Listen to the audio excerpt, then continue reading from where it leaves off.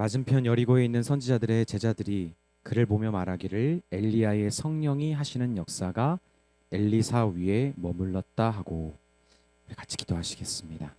하나님, 이 시간 우리가 우리 삶에 함께 하시는, 또 우리 교회 사역에 함께 하시는 성령님의 일하심을 구하고자 이 말씀을 우리 하나님 앞에 여며 나아갑니다.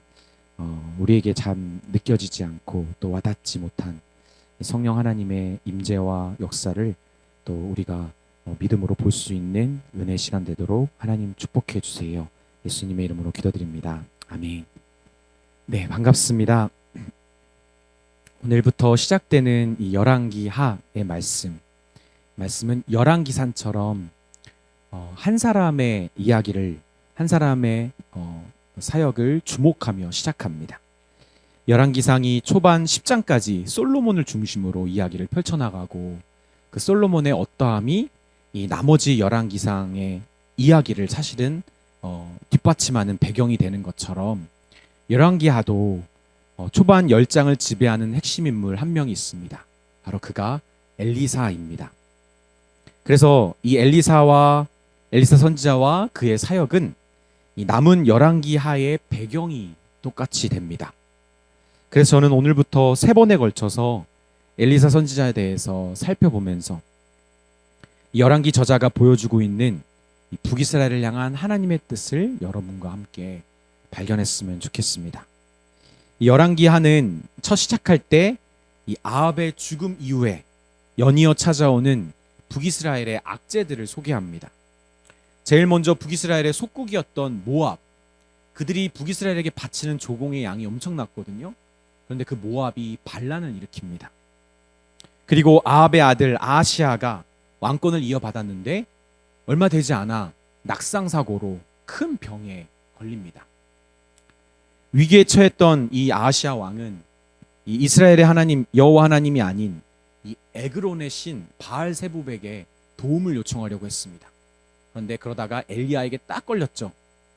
그래서 엘리야가 그가 이렇게 그 병을 고치고자 우상에게 나아간 것에 대한 죄의 책임을 묻고, 그는 낫지 못할 것에 대한 이 하나님의 말씀을 듣습니다.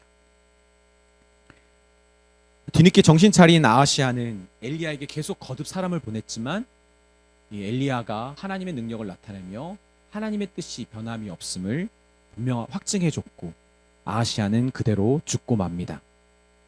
이렇게 나라가 어지러울 때 왕의 신하들과 이스라엘 백성들 얼마나 힘들었을까요? 그런데 그들뿐만 아니라 혼란스러운 사람들이 또 있었어요. 그것은 그 당시 엘리야가 만들어 놓았던 선지자 공동체들, 선지자 후보생들, 제자들이라고 불리는 그 곳곳에 있는 그 공동체들 역시 혼란에 빠졌습니다. 왜냐하면 이 엘리야, 곧 하나님의 사람이었던 이 암흑시대, 아합의 암흑시대에 하나님의 사람으로서 우뚝 서 있었던 엘리야 선지자가 자기의 제자들에게 곧 하늘로 들려 올림을 받아갈 것이라고 말했기 때문이죠. 그러니까 남유다는 예루살렘 성전도 있고, 그리고 다윗 계열의 정통 왕들도 있었기 때문에 신앙적으로 딱 중심이 잡혀 있었지만, 북이스라엘은 아무것도 없었어요. 뭐밖에 없었죠? 엘리야 선지자밖에 없었어요. 그런데 그 엘리야 선지자가 곧 떠날 거라는 말을 들으니까 이 제자들은 멘붕에 빠진 것이죠. 우상숭배가 가득했던 악한 왕들이 다스린 북이스라엘이기 때문에 이 엘리야 선지자의 존재는 이 북이스라엘 백성들뿐만 아니라 이 선지자 제자들에게도 너무나 중요했던 것입니다. 그렇게 나라가, 그리고 신앙인들이 혼돈에 빠져 있을 때 엘리야를 뒤잇는 이 엘리사 선지자의 계승은 유일한 북이스라엘의 소망이었죠. 바로 그때 이 열왕기 저자는 엘리야를 하나님의 능력의 사람이 되게 했던 성령, 그 성령의 역사가 동일하게 엘리사 선지자에게 임했음을 보여줍니다. 그래서 그렇게 엘리야에게 임했던 성령이 엘리사에게도 동일하게 임하는 것을 보여주면서 여전히 북이스라엘을 향한 하나님의 돌보심이 변함없이 있음을 이 이스라엘 백성들에게 알려주는 것입니다. 우리 주 안에 사랑하는 여러분, 우리가 믿고 의지했던 것이 떠나고 변할 때, 사라질 때, 그리고 새로운 도전 앞에 서야 할 때, 여러분 우리는 보통 주저합니다. 절망과 두려움에 갇힐 때도 있습니다. 혼란스러워할 때가 있죠. 그리고 지금까지 함께 하셨던 하나님의 도우심이 또다시 내 삶을 이끌어 줄지 불확실해지기도 합니다. 그러나 성경은 우리에게 거듭 보여줍니다. 바로 이때가 성령의 임재가 강력히 임할 때입니다. 우리가 이길 수도 없고 또 우리가 감당할 수 없는 도전을 할 수 있도록 하시는 성령의 능력이 우리 안에 나타날 때입니다. 저는 오늘 말씀을 통해서 우리를 하나님의 사람으로 부르신 그 하나님의 부르심의 뜻이 이루도록 도와주시는 그 성령님, 우리와 함께 하시지만 평소에는 잘 느껴지지 않는 그런 성령님을 우리에게 하나님이 주셨다라는 것을 느꼈으면 좋겠습니다. 무엇보다 그 성령의 능력을 구해야 될 때를 알고 그 하나님의 성령의 능력이 필요할 때 믿고 그 능력을 발휘할 수 있게 되는 그런 믿음의 사람들로 거듭나기를 바랍니다. 아멘. 본문은 엘리야가 엘리사에게 똑같은 말을 세 번째 반복하는 장면으로 시작하죠. 이것은 마지막 엘리야의 권면이었습니다. 하나님께서 나를 저쪽으로 보내시니 너는 여기에 머물러 있어라, 이런 말입니다. 처음에 엘리야와 엘리사는 길갈에 있었어요. 근데 길갈에서 베델로, 그리고 베델에서 여리고로, 그리고 여리고에서 이제 요단강을 건너는 그런 여정이었는데, 이동할 때마다 엘리야가 엘리사에게 너는 여기 머물러라, 하나님이 나를 베델로 보내신다, 하나님이 나를 여리고로 보내신다, 이렇게 말했는데, 그런데 사실은 이 하나님의 이 명령을 따라서 엘리야는 가야겠다라고 말하는데 엘리사에게는 가지 말라고, 머물러라고 말했던 것이죠. 6절에 보면 엘리야가 엘리사에게 이르되 청하건대 너는 여기 머물라, 여호와께서 나를 요단으로 보내시느니라 하니 그가 이르되 여호와께서 살아계심과 당신의 영혼이 살아있음을 두고 맹세하노니 내가 당신을 떠나지 아니하겠나이다 하는지라. 이에 두 사람이 가니라. 이게 세 번째 똑같은 말을 서로 반복하고 있는 거예요. 이동할 때마다. 여러분, 곧 하늘로 올라가게 될 것이라고 말했던, 제자들에게 말했던 엘리야는 아마 길갈에 있었던 제자들 공동체, 그리고 베델에 있었던 제자들 공동체, 여리고에 있었던 제자들의 공동체에게 고별 인사를 하러 가는 여정이었을 겁니다. 그렇기 때문에 하나님이 공식적으로 자기의 후계자로 세우신 엘리사를 이 제자 공동체에게 소개하고 그리고 인수인계하는 것, 공식적으로 그를 임명하는 일은 사실 필요했을 거예요. 그런데 이상하게 엘리야는 엘리사를 안 데려가려고 합니다. 그것도 세 번이나 따라오지 말라라고 권합니다. 여러분, 이것이 단순히 하나님의 뜻을 거부하려는 엘리야의 고집일까요? 혹은 하나님과의 힘겨루기일까요? 나는 이 엘리사를 인정 못해 라고 하는 그런 힘겨루기일까요? 그러나 물론 엘리야가 처음에 엘리사를 후계자로 바로 삼는 그런 일을 하지 않은 건 맞아요.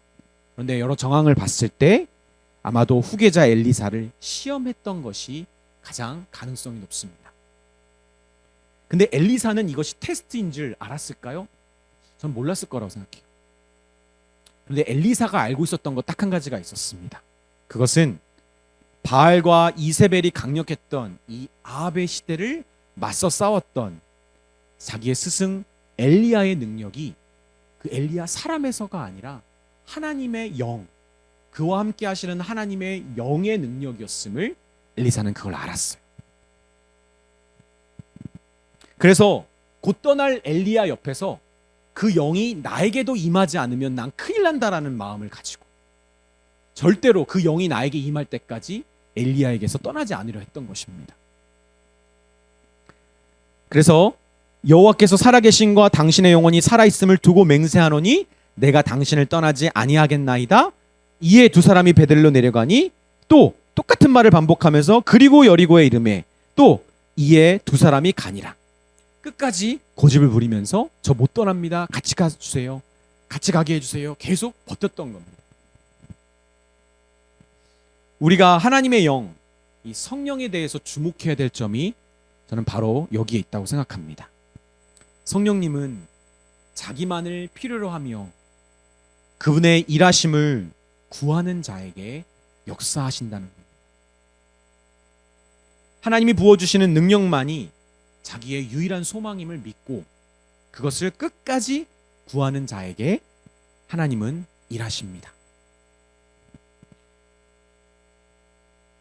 베델과 그리고 여리고의 제자들은 자꾸 엘리사에게 물어봤어요. 엘리야가 떠난다면서요. 언제 떠나는 겁니까?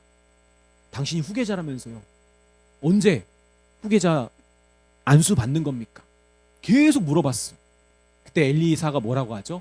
잠잠하라. 나도 알아. 근데 너희들 좀 잠잠해.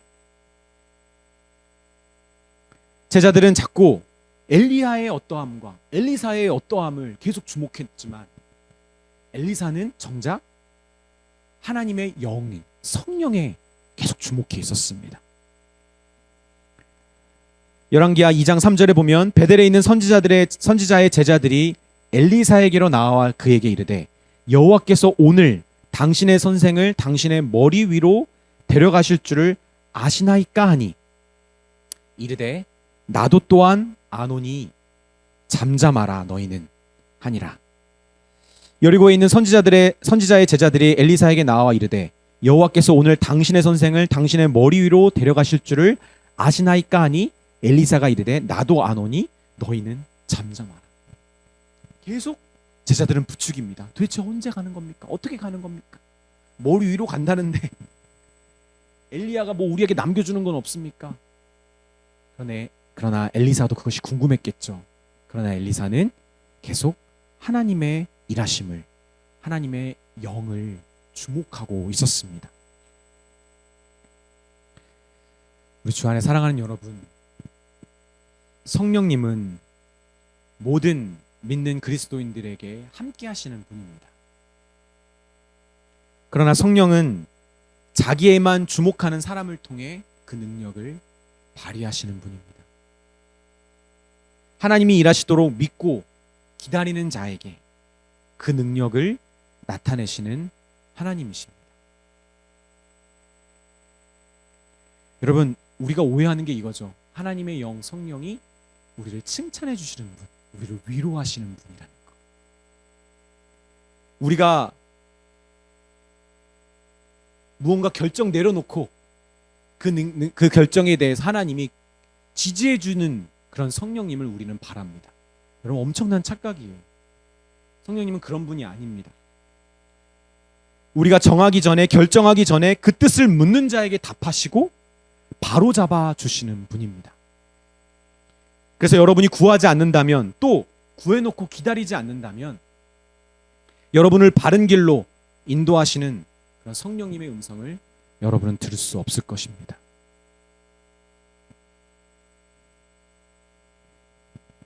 여러분, 이스라엘의 공동체를 찬양으로 인도했던 그 찬양 사역에 아주 중요한 역할을 했던 고라의 자손들, 그들의 찬양이 시편에 무려 11편이나 등장합니다. 그 정도로 그들은 하나님께 쓰임받았던 대표적인 찬양 사역자들, 인도자들이었습니다. 그래서 고라 자손의 시라는 제목이 붙은 그들의 고백은 어떤 특징이 있냐면 회복에 대한 탄식과 기도, 또 예배자로서의 겸손이 두드러져 나타납니다. 그들의 고백 가운데 특히 그들의 고백을 보면 하나님의 임재에 대한 사모함이 그 노래 가운데 아주 짙게 드러납니다. 그래서 그들의 하나님을 향한 영적인 갈망이 얼마나 큰 것인지를 우리에게는 알 수 있습니다. 대표적인 시편이 시편 42편이에요. 하나님이여 사슴이 시냇물을 찾기에 갈급함 같이 내 영혼이 주를 찾기에 갈급하니이다. 내 영혼이 하나님 곧 살아계시는 하나님을 갈망하나니 내가 어느 때에 나아가서 하나님의 얼굴을 배울까. 사람들이 종일 내게 하는 말이 내 하나님은 어디 있느냐 하오니 내 눈물이 주야로 내 음식이 되었도다. 내가 전에 성의를 지키는 무리와 동행하여 기쁨과 감사의 소리를 내며 그들을 하나님의 집으로 인도하였더니 이제 이 일을 기억하고 내 마음이 상하는도다. 우리 한번 같이 읽을까요? 5절입니다. 시작. 내 영혼아, 내가 어찌하여 낙심하며 어찌하여 내 속에서 불안해하는가? 너는 하나님께 소망을 두라. 그가 나타나 도우심으로 말미암아 내가 여전히 찬송하리로다. 아멘. 여러분, 이 놀라운 고백을 한 사람들이 바로 고라 자손들이었어요. 근데 여러분, 그들은 사실 이 이스라엘의 역사에서, 아니 성경에서 지워졌어야 되는 사람들이었어요. 레위 지파였지만 그 고핫 자손이었던 그들은 출애굽 때에 모세와 아론에 대하여 대항했던 자들이에요. 반기를 들었어요. 그러니까 사실은 하나님께 도전했던 겁니다. 자기들의 생각과 지식으로. 민수기 16장 1절 2절을 보면 레위의 증손 고핫의 손자 이스할의 아들 고라와 루벤의 자손 엘리압의 아들 다단과 아비람과 벨렛의 아들 온이 당을 짓고 이스라엘 자손 총회에서 택함을 받은 자 곧 회중 가운데서 이름 있는 지휘관 250명과 함께 일어나 모세를 거스르니라. 네, 여러분, 하나님이 어떻게 하셨죠? 그들 그냥 두지 않으시고요, 지진으로 땅을 갈라지게 해서 땅이 삼키는 것처럼 그들을 벌하셨고요, 그리고 불로 그 250명을 벌하셨습니다. 16장 32절 33절을 보면 땅이 그 입을 열어 그들과 그들의 집과 고라에게 속한 모든 사람과 그들의 재물을 삼키매 그들과 그의 모든 재물이 산채로 수월에 빠지며 땅이 그 위에 덮이니 그들이 회중 가운데서 망하니라. 하나님께 그들의 짧은 지식과 이성을, 경험을 가지고 반기를 들었다가 그들은 이렇게 하나님의 심판을 받은 것이죠. 그런데 성경은 놀라운 얘기를 전합니다.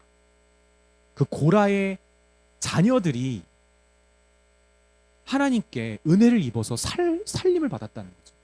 살리심을 받았어요. 민수기 26장 9절을 보면 엘리압의 아들은 느무엘과 다단과 아비람이라. 이 다단과 아비람은 회중 가운데서 부름을 받은 자니라.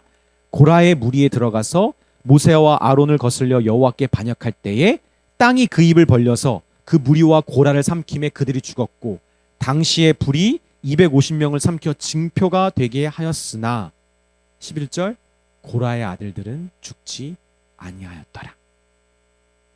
근데 여러분, 이들이 하나님의 은혜로 벌을 받지 않아서 살았지만 사는 게 사는 거였을까요? 저는 아니었을 것 같아요. 이들의 이스라엘 공동체를 떠나지 않은 한 이들의 삶은 지옥 같았을 겁니다. 그들이 이스라엘의 회중에서 어떤 취급을 받았을까요? 그들의 말과 행동은 모두 반역자의 무언가로 보였을 겁니다. 무슨 말만 하면 너 또 반역하려고 하지. 무슨 행동만 하면 너 뭐 꾸미지. 뭔 말도 행동도 못했을 거예요. 감히 회중들 앞에서. 그들은 그 어떤 것도 그들의 뜻대로 할 수 있는 게 없었을 겁니다. 고라의 자손들은 태어날 때부터 계속 아버지의 대를 이어서 반역자의 꼬리표를 가지고 태어났을 것이고요. 이스라엘 공동체에서 그들은 그들의 의지와 상관없이 시키는 일만 해야 되는 죄인들이었을 겁니다. 그들의 운명이. 우리 주 안에 사랑하는 여러분, 자신의 생각과 판단이 나름 옳다라고 자만하고 그렇게 고집부리는 사람들, 실제로 그렇게 자기의 능력대로 하다가 스스로 앞가림을 잘하는 사람들에게 여러분, 성령의 역사가 일어나는 것이 아닙니다. 절대 여러분이 이것을 오해하지 않았으면 좋겠어요. 고라 자손처럼 스스로 할 수 있는 것이 없다고 인정할 수밖에 없고, 스스로 해서도 안 되고 그렇게 무력해서 자기에게는 수동적일 수밖에 없고 하나님에게는 능동적일 수밖에 없는 그런 사람에게 성령은 그 능력을 발휘하십니다.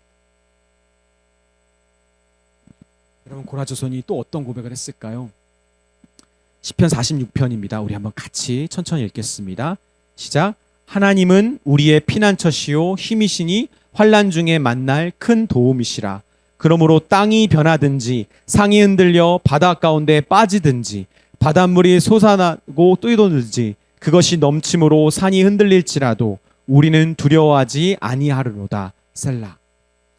여러분, 하나님만이 유일한 피난처임을 알기에, 그렇게 살기에 그분의 영이 함께 하시는 것만을 구하는 자들의 고백, 내가 무언가를 하기보다 하나님이 해주셔야만 하는 태생부터 아무 자격 없는 자들의 고백이 이러합니다.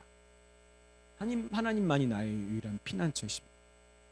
작은 일이 일어나든지 이렇게 바다와 산과 같은 엄청난 일이 일어나든지 제가 할 수 있는 게 없습니다.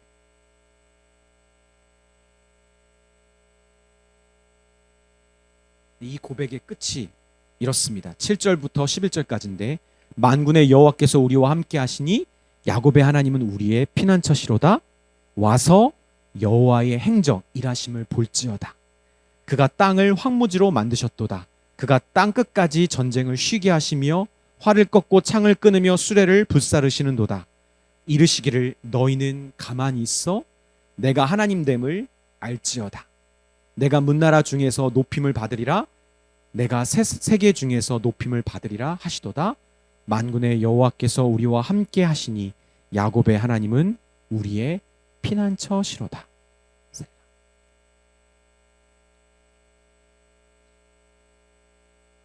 여러분, 그래서 이 고백, 너희는 가만히 있어, 이 하나님이 하나님 되심을 알지어다라는 고백은요,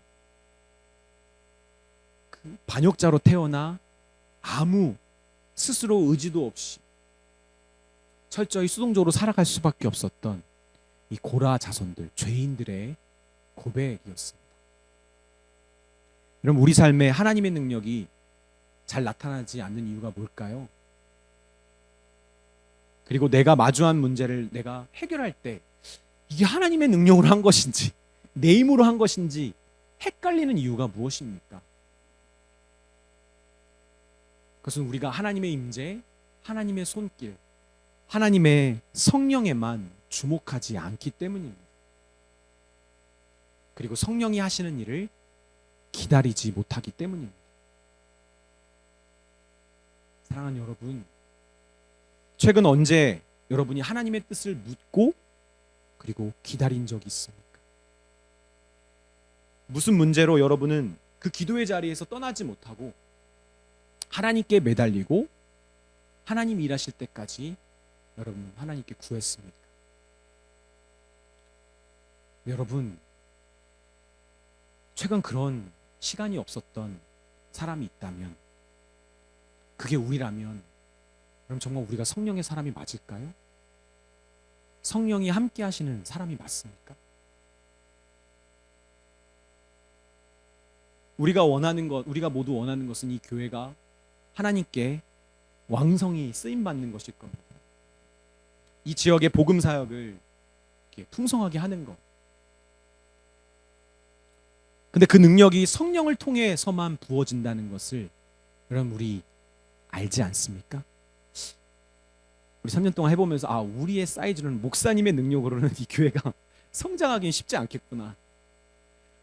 여러 가지 환경과 조건에 너무 휘둘리고 흔들리는 우리를 볼 때, 나의 믿음을 볼 때 우리의 어떠함으로는 이 교회가 이렇게 눈에 띄게 성장하기는 어렵겠구나.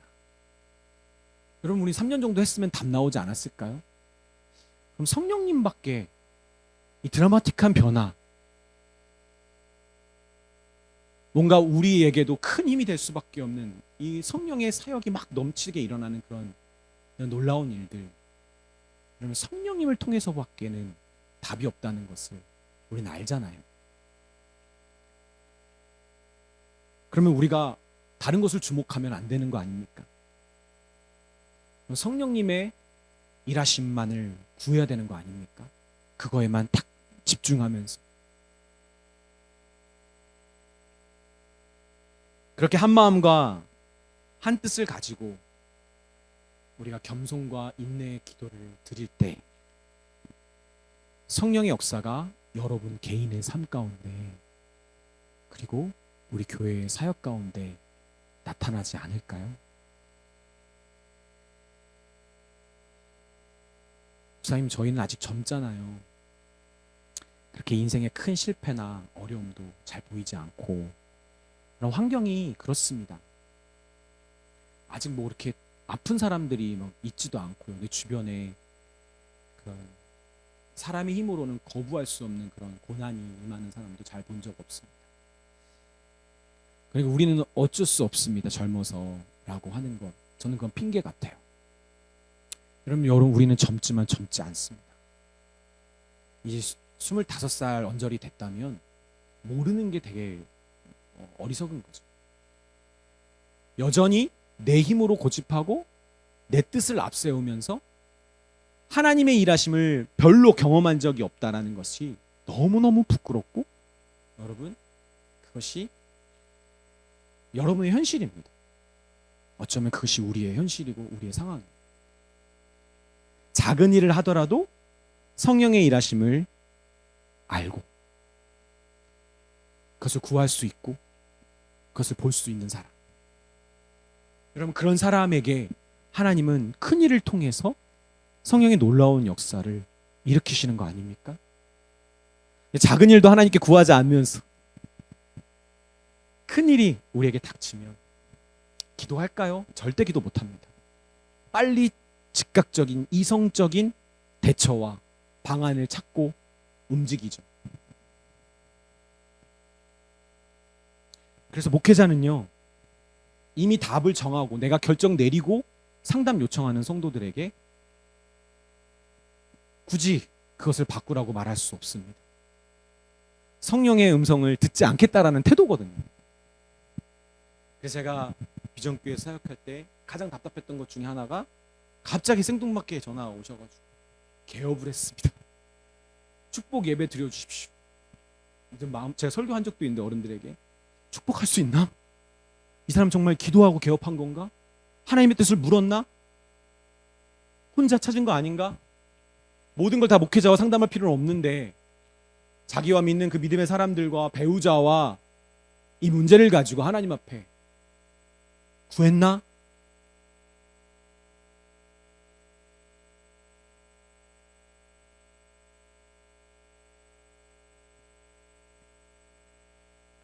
비록 우리의 삶에 우리의 힘으로 할 수 없는 일들이 막 많지 않다 할지라도 사랑하는 여러분, 좀 지혜를 발휘해 보십시오. 여러분, 정말 잘 됐습니까? 지금까지 여러분 삶을 이끌어왔던 그 일들 가운데 정말 여러분이 다 힘으로 한 걸까요? 여러분이 성취하고 쟁취한 걸까요? 그렇지 않습니다.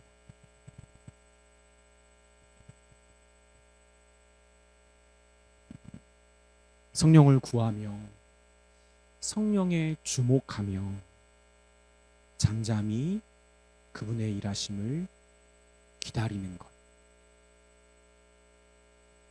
이것이 진짜 하나님의 사람들, 성령의 사람들이 행하는 삶의 모습입니다. 그런 교회입니다. 저희 모두가 그렇게 성령의 역사가 나타나기를 구하며 기다리는 은혜가 있기를 바랍니다. 아멘. 엘리사가 엘리야 옆에서 꼭 붙어 잠잠히 기다릴 때 요단강 앞에 서 있었던 엘리야가 자신의 겉옷을 벗습니다. 그리고 물을 치자 어떻게 되죠? 요단강이 갈라집니다. 말도 안 되는 일이 일어난 거죠. 근데 엘리사가 보고 싶어 했던 그 성령의 능력이 나타난 거예요. 네, 여러분, 엘리사가 얼마나 흥분했을까요? 바로 이런 능력, 하나님, 제가 원합니다. 저를 정말 후계자로 세우셨다면 이런 능력이 저에게도 필요합니다라고 이렇게 흥분했겠죠. 엘리야가 이것을 보고 어떻게 하죠? 같이 강을 건너고 나서 이렇게 묻습니다. 2장 9절입니다. 건너매 엘리야가 엘리사에게 이르되 나를 내게서 데려감을 당하기 전에 내가 내게 어떻게 할지를 구하라. 엘리사가 이르되 당신의 성령이 하시는 역사가 갑절이나 내게 있게 하소서 하는지라. 여러분, 엘리사가 호들갑을 떠니까 그래 네가 원하는 게 뭐냐? 스승이시여 당신에게 임한 성령의 역사를 2배나 저에게 더해 주세요라고 구합니다. 여러분, 저는 이 말씀에 우리가 주목해야 되는 2번째 메시지가 있다라고 봅니다. 성령님은 당신을 하나님의 능력으로 믿고 구하는 자에게 역사하시는 분이라는 거죠. 즉 믿는 자에게 믿는 만큼 그 능력을 발휘하신다는 겁니다. 보통 갑절의 축복은 이스라엘의 문화에서 맏아들이 아버지께 구하는 겁니다. 그런데 그 갑절의 능력을 구한 엘리사의 요청에 대한 이 엘리야의 반응이 이상하죠. 그거 어렵다라고 말합니다. 그래서 2장 10절에 이르되 너가 어려운 일을 구하는도다. 그러나 나를 내게서 데려가시는 것을 너가 보면 그 일이 너에게 이루어지려니와 그렇지 아니하면 이루어지지 아니하리라 하고. 여러분, 하나님은 엘리야의 후계자로 딱 택하셨어요. 그래서 맏아들처럼 후계자로서 갑절의 축복을 구하는 것은 이상한 게 아닙니다. 그런데 엘리야가 그거 안 된다라고 얘기합니다. 그거 내 뜻대로 되는 게 아니야. 그러니까 엘리사가 무엇을 구했을까요? 정말 성령님의 능력만을 구한 거예요. 그리고 그 성령님의 능력이 그에게 부족함 없이 오히려 엘리야보다 더 연약한 자기에게 넘치도록 부어달라고. 정말 하나님의 능력, 선지자로서의 뭔가의 그 능력이 아닙니다. 하나님의 영의 능력만을 엘리사가 엘리야에게 구한 것입니다. 그래서 엘리야가 이것은 하나님께 달려있다라고 말합니다.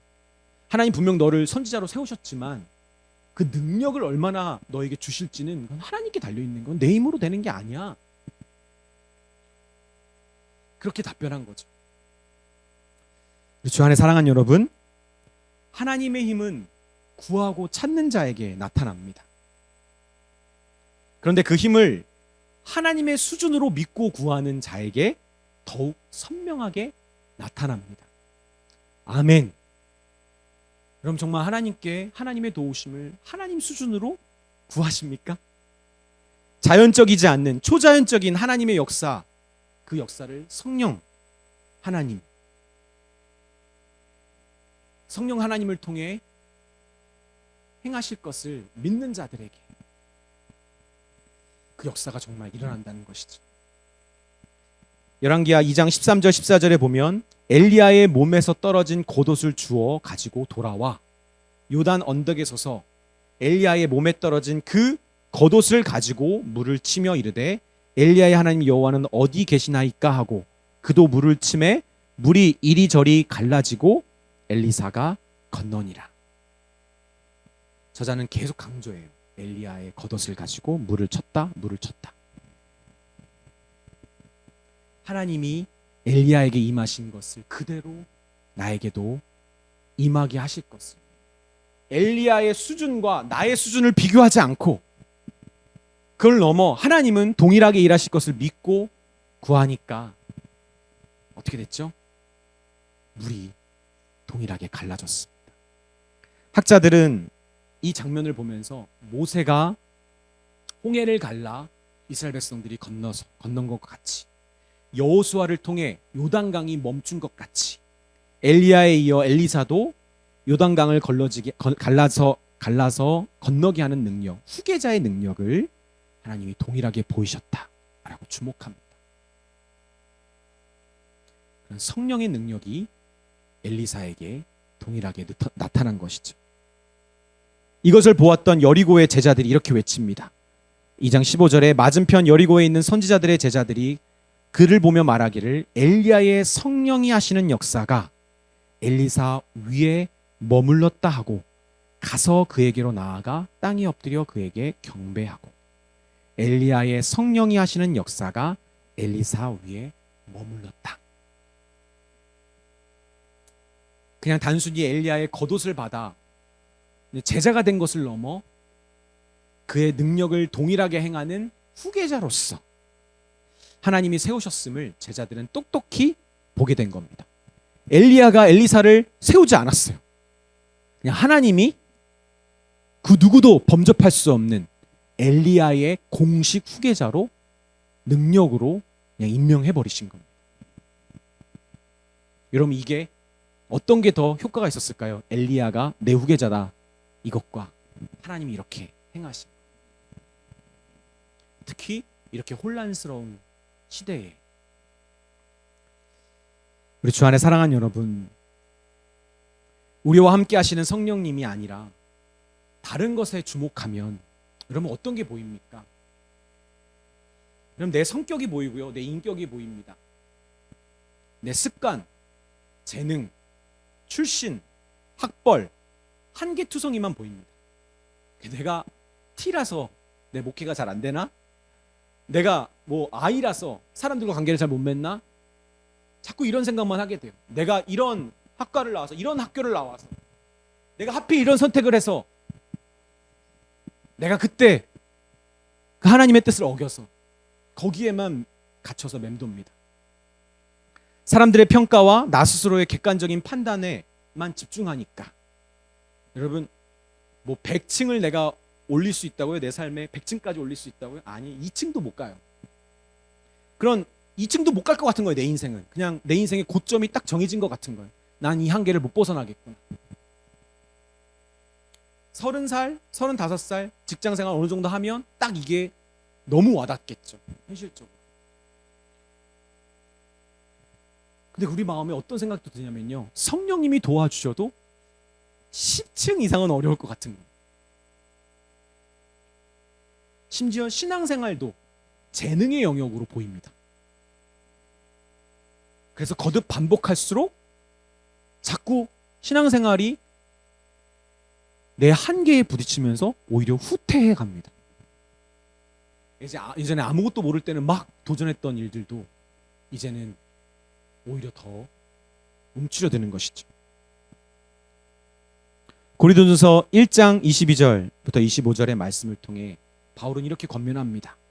유대인은 표적을 구하고 헬라인은 지혜를 찾지만 우리는 십자가에 못 박힌 그리스도를 전하니 유대인들에게는 거리끼는 것이요 창피한 것이요 이방인들에게는 미련한 것이로되 오직 부르심을 받은 자들에게는 유대인이나 헬라인이나 그리스도는 하나님의 능력이요 하나님의 지혜니라. 그리고 25절 우리 한번 같이 읽을까요? 시작. 하나님의 어리석음이 사람보다 지혜롭고 하나님의 약하심이 사람보다 강하니라. 아멘. 하나님이 약하다는 말일까요? 아니요.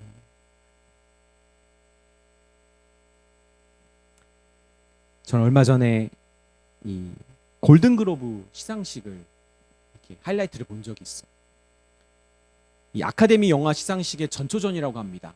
기자들, 외신 기자들이 주축이 되어서 상을 뽑는 이 골든글로브 이 시상식에서 82회가 됐대요 벌써. 그러니까 아주 권위 있는 시상식인데 거기 시상 발표자로 나온 짐 캐리가 했던 말이 너무 인상적이었어요. 이렇게 말했어요. 나는 잠을 자도 그냥 자지 않습니다. 저는 골든글로브에서 2번이나 수상한 짐 캐리로서 잠에 듭니다. 꿈을 꿔도 그냥 오래된 꿈이 아니라 시시한 꿈이 아니라 앞으로 3번이나 수상할 것을 꿈꾸는 자입니다. 물론 그의 전체의 맥락의 말은 역설적인 의미가 있습니다. 근데 저는 되게 단순히 받아들였어요.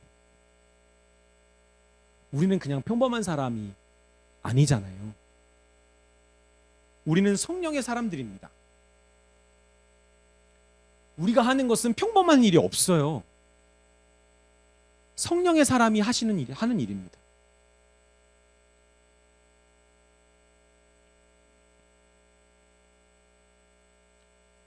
우리가 성령께 주목하면 그분이 하나님의 능력의 영이심을 우리가 믿으면 우리 삶에 하나님의 능력이 넘치도록 나타날 것을 여러분 알고 믿는 사람들.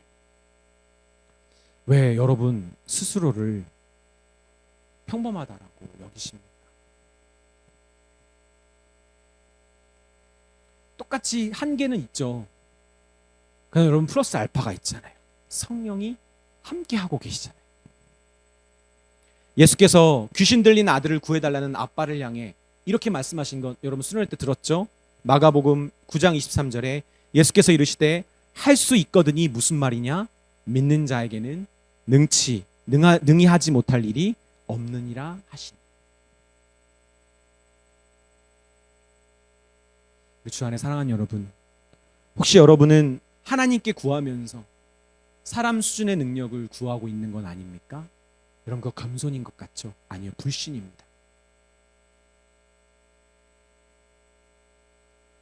저는 한 번도 목회자로서 저의 사역이 만족스럽거나 제가 하는 설교나 교육이나 상담 등 그런 일들에 대해서 제가 잘한다라고 생각한 적이 없습니다. 저 생각보다 전 되게 완벽주의에 가까운 사람이에요. 계속 저를 비판해요. 반성합니다. 저에게 매우 엄격한 기준을 가진 사람이에요. 그렇게 보였나요? 안 보였나요? 저 궁금한데. 그래서 저를 잘 아는 사람이 저를 보면 되게 자유하지 못한 사람이고요. 그리고 더 나아지지 못하는 자기 자신을 보며 사실은 절망에 갇혀 살아야 되는 사람입니다. 저에 대해서 긍정적이지가 않아요. 그래서 누가 저를 비판해도 저는 데미지가 별로 없어요. 내가 나에게 하는 비판보다 센 게 별로 없어. 그런데 여러분, 신기하게 저는 저를 포기한 적이 없어요. 하나님 만난 이후로. 더 정확하게 말하면 저의 믿음의 삶, 지금은 사역에 절망이라는 단어를 가까이 해본 적이 없어요. 한 번도. 100번을 실패해도 그 다음번은 1000번 연속 성공할 거라는 약간 밑도 끝도 없는 그런 소망이 있어요. 그렇게 나를 변화시킬 수 있는 하나님 수준의 능력이 언제든지 내 삶을 통해 나타나실 수 있다는 것을 저는 믿고 그리고 그것을 기대하고 있어요. 죽을 때까지 이럴 거예요. 저는 죽을 때까지, 믿는 자들의 침례교회 은퇴할 때까지 하나님이 갑자기 우리 교회를 놀랍게 쓰실 것이다라고 고백하고 은퇴할 거예요, 아마. 네. 내일 이러면서. 그래서 여러분, 저는 돌아봤어요. 말씀을 준비하면서 내가 하나님을 하나님 수준으로 하나님의 영의 능력을 믿고 구하고 있는 게 뭘까? 저는 여전히 나를 포기하지 않고 있는 것이 저에게 가장 크게 일어나는 기적이고요, 성령의 역사인 것 같아요.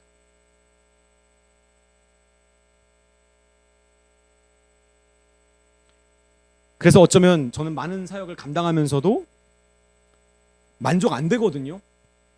근데 소망을 잃지 않고 있고요, 오히려 더 큰 꿈을 꾸고 있습니다. 계속 꾸게 됩니다.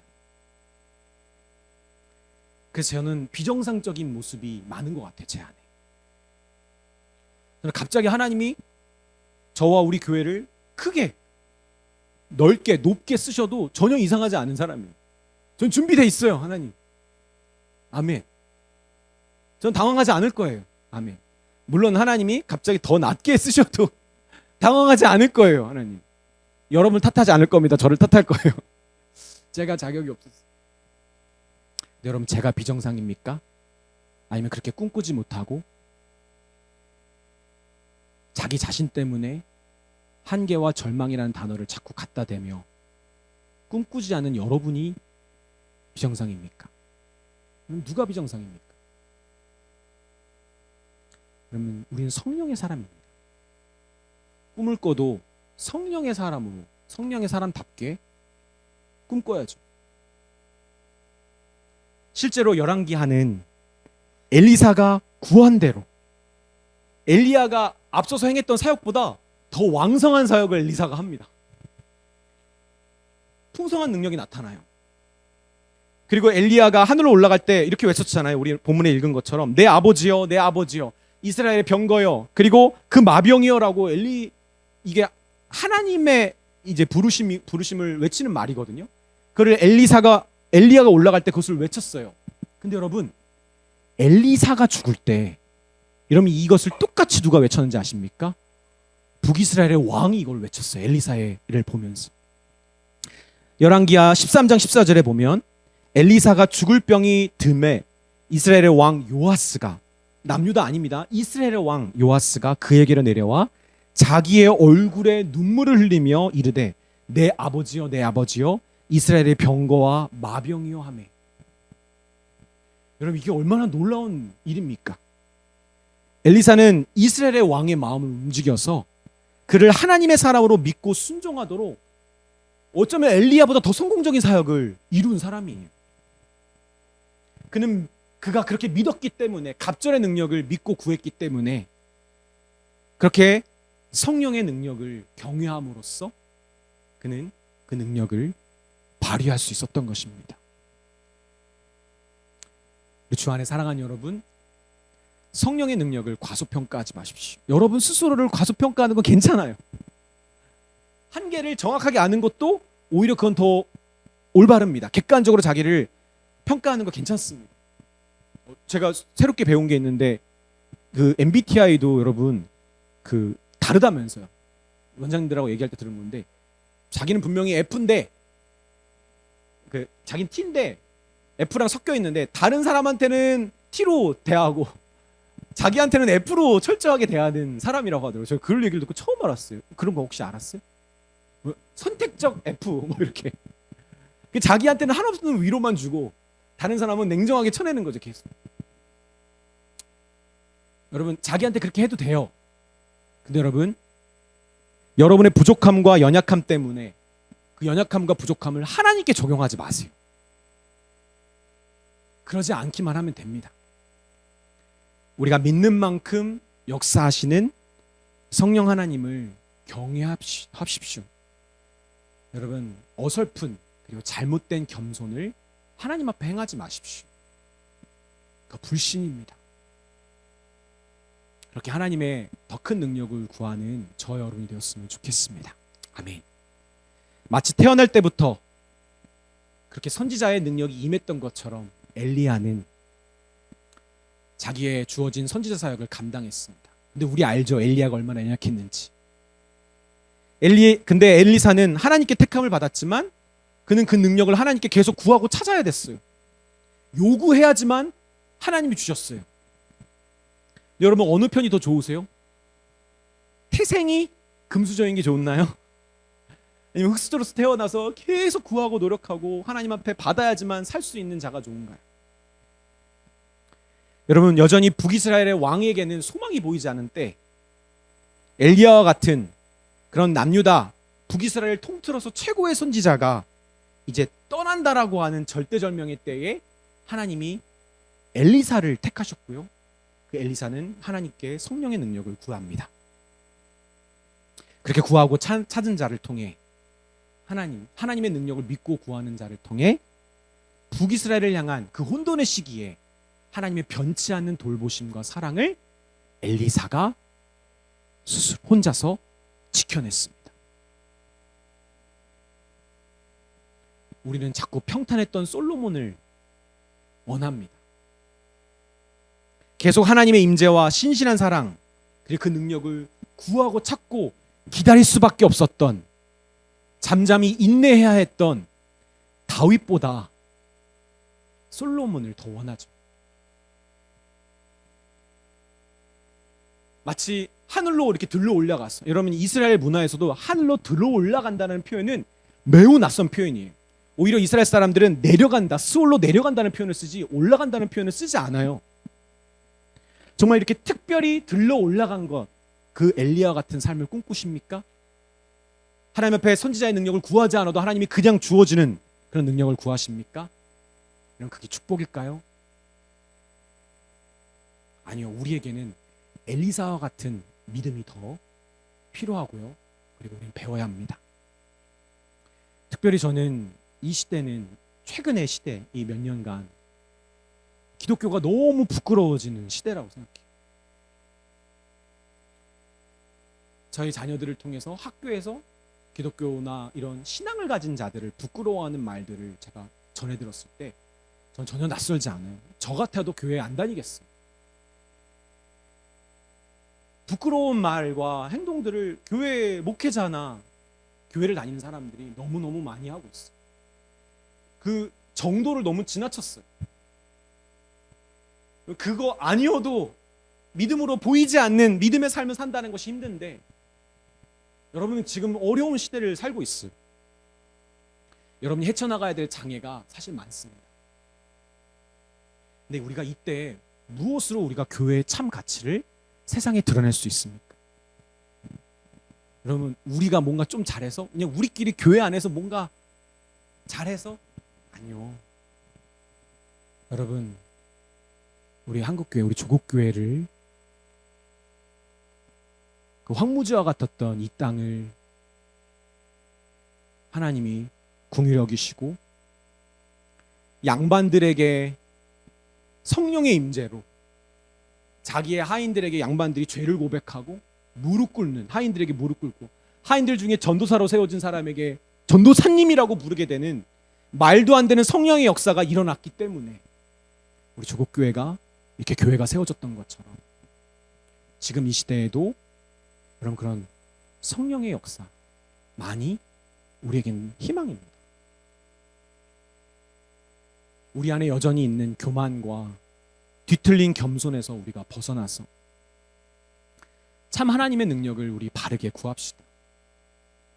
하나님보다 앞서서 일하지 않고 잠잠히 성령의 일하심을 구하고 볼 수 있는 그런 기도의 시간, 그런 기도의 절대 시간을 여러분 채우십시오. 그리고 성령이 역사하실 그때 그분의 하나님다운 그 능력이 나타날 때 여러분 그 능력이 마음껏 내 삶에서 발휘되도록 여러분 우리가 미리 큰 믿음을 하나님께 드려놓읍시다. 그 사원자매가 목사님 제가 화장품 회사를 차리게 됐어요. 대주주가 됐어요. 아멘 할렐루야. 그것이 뭐가 문제입니까? 전민자매가 목사님 네 고백해 혼내지 않을 거죠. 네 사모의 길을 가기로 결심했습니다. 하나님이 마음 주셨습니다. 저 아멘 할렐루야.